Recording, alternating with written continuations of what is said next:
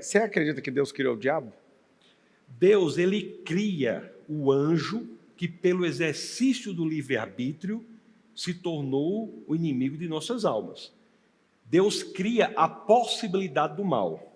Ele não faz o mal. Por que que Deus cria a possibilidade do mal?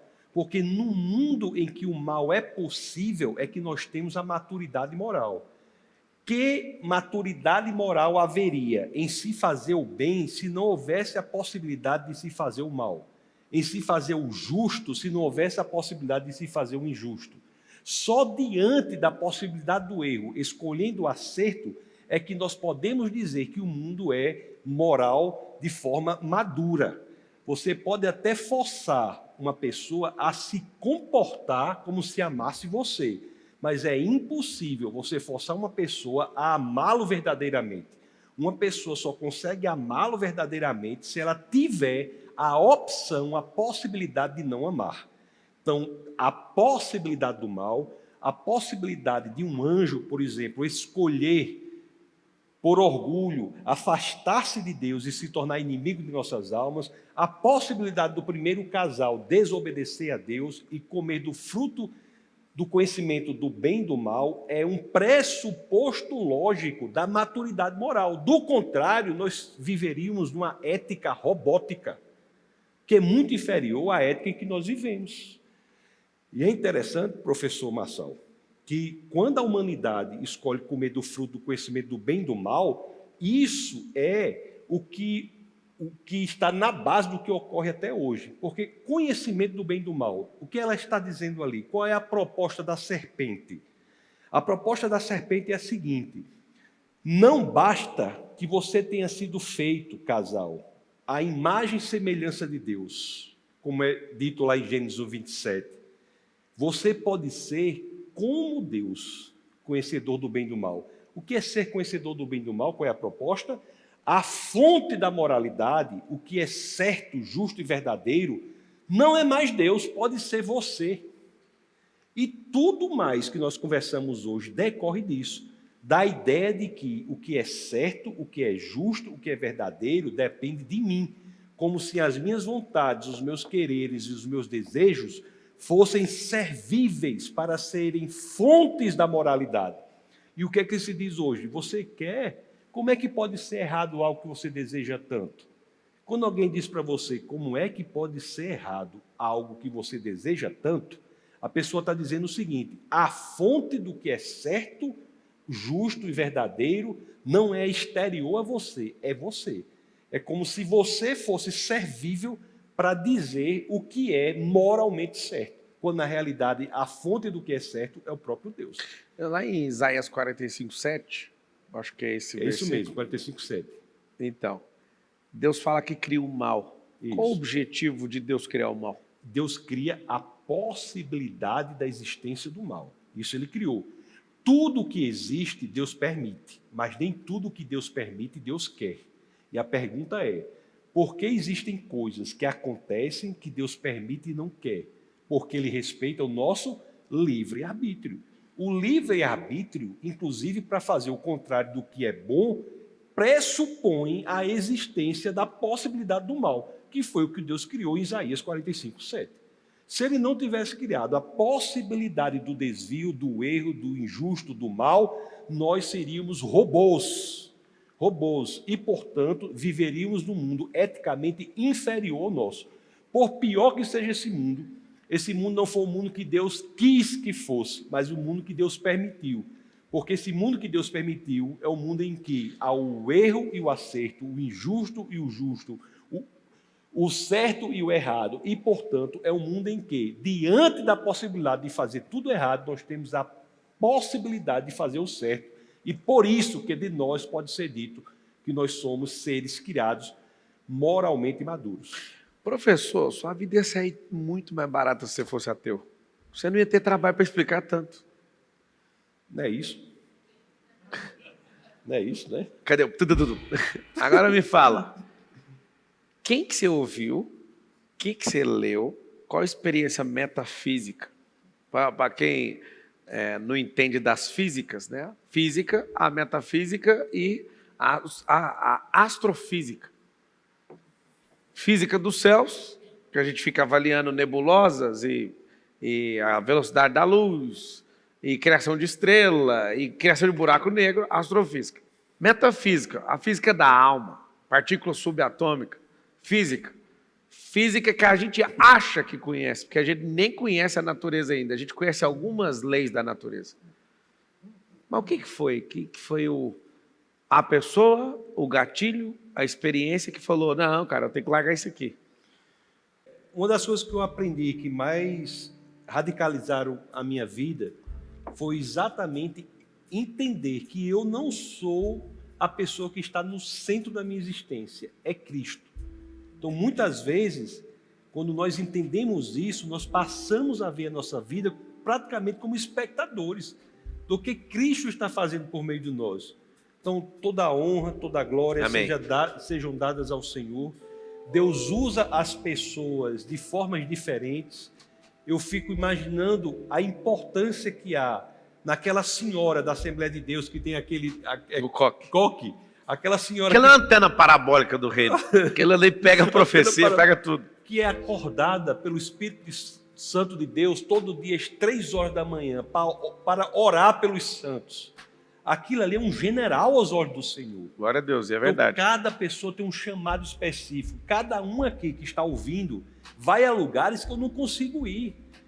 Como o professor Marçal vai a lugares que eu não consigo ir. Cada um tem o seu chamado específico para levar adiante a palavra da salvação. Porque no final das contas, professor Marçal, no final de tudo, todas as perguntas, respostas, debates, discussões, tudo se resumirá a uma só pergunta. Tudo se resumirá a uma só pergunta. E essa pergunta é: você entregou sua vida ao nosso Senhor e Salvador Jesus Cristo? Essa é a pergunta que genuinamente importa, não é fazer a vida valer a pena, entender que Cristo é em nós, é um posicionamento diante do que Ele fez. Muito crente tem medo de enfrentar as coisas porque não se posiciona, porque nós somos chamados, na realidade, para proclamar uma guerra que já foi vencida, não é verdade? Não é chamado senão para a proclamação de uma guerra que já está vencida. De uma capa a outra da Bíblia, não tem dizendo que você não vai ter problemas, obstáculos, situações difíceis, vicissitudes, intempéries, não. Na Bíblia tem dizendo que você terá tudo isso, mas também tem dizendo que nós devemos ter bom ânimo porque Cristo, Jesus, venceu o mundo.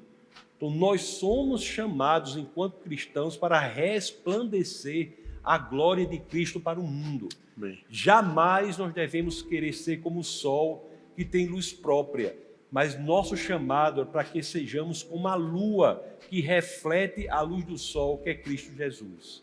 Então, professor Marçal, eu agradeço muito por suas palavras, estou à disposição para o que Cristo quiser fazer em nossa vida. Nós somos todos soldados nesse exército para levar adiante o reino do Senhor. É uma transformação muito grande, né? Jesus Cristo é Deus encarnado. Sabe uma coisa interessante? Você pega aí 50 anos de ensino de Sócrates, 40 anos de ensino de Platão, mais 40 anos de ensino de Aristóteles, 130 anos. Influenciaram alguma coisa? Influenciaram. Mas nem de perto influenciaram o que influenciou alguém que ensinou por apenas 3 anos. Jesus ensinou por apenas 3 anos. Uma vez, com um ateu radical que escreveu um livro, você pede o livro do ateu, ele escreve, deixa eu dar uma olhada no seu livro do ateu. Você pega o livro do ateu, você abre, vai lá na ficha catalográfica, tem lá o ano de publicação, 2025. Aí você pode dizer para o ateu, é 2025, sabe de quê? Do nascimento do nosso Senhor e Salvador Jesus Cristo. Você que está assistindo.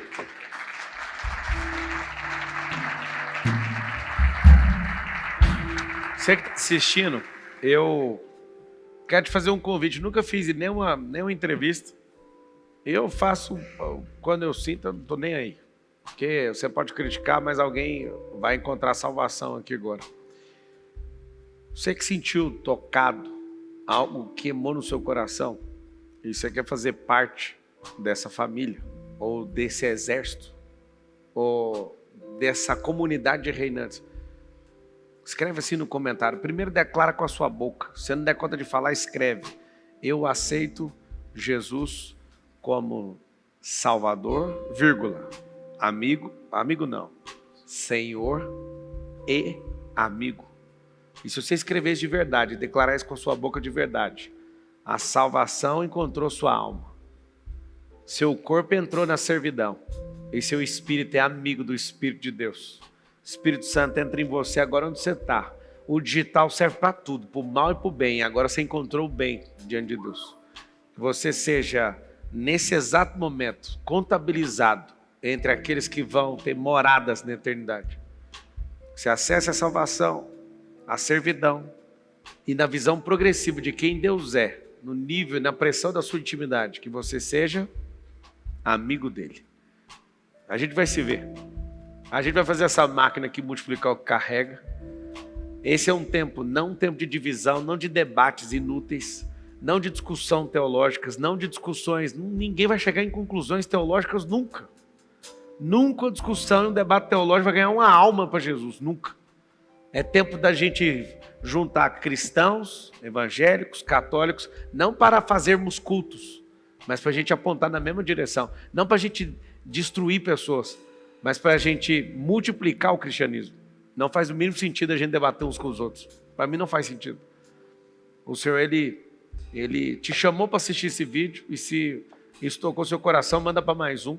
Quero agradecer essa santa que é sua esposa de ter aguentado, e imagino o tanto de pressão que ela ainda vai tomar pelo tanto que o seu nome ainda vai... Eu sei que você está levando o nome do Senhor, mas Ele quer soprar seu nome, porque é o jeito das pessoas pararem, dar atenção e falar: eu também quero. Se você não aceitou o convite para ser convertido, seja pelo menos convencido intelectualmente que a sua conversão está chegando em algum momento, tá bom? Estamos juntos. Eu quero que esse homem olhe nessa câmera e mande o último recado.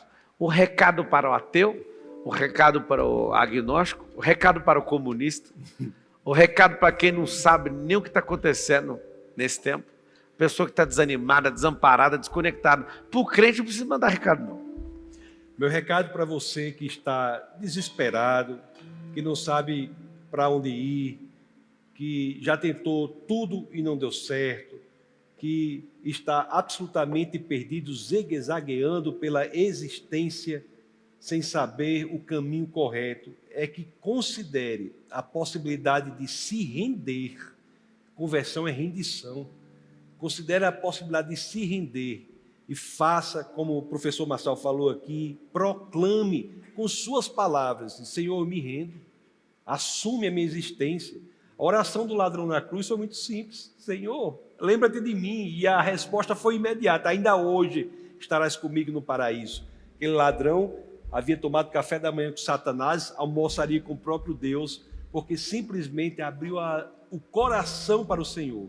Então, se você que está ouvindo está nessa situação, considere a possibilidade da rendição diante daquele que criou o universo a partir do nada, para que o Espírito dele passe a habitar em você, e a partir daí tudo será feito novo. No cristianismo é possível começar de novo, desde que você se arrependa genuinamente dos seus pecados, entregue sua vida ao Senhor, tudo é transformado, e aí, passo a passo, você verá uma nova existência florindo, você passará a ser utilizado para atingir a vida de outras pessoas, as suas feridas se tornarão o seu ministério, aquilo que você passou, você usará para a honra e glória do Senhor, para que mais e mais pessoas sejam atingidas, e você entenderá o propósito da vida.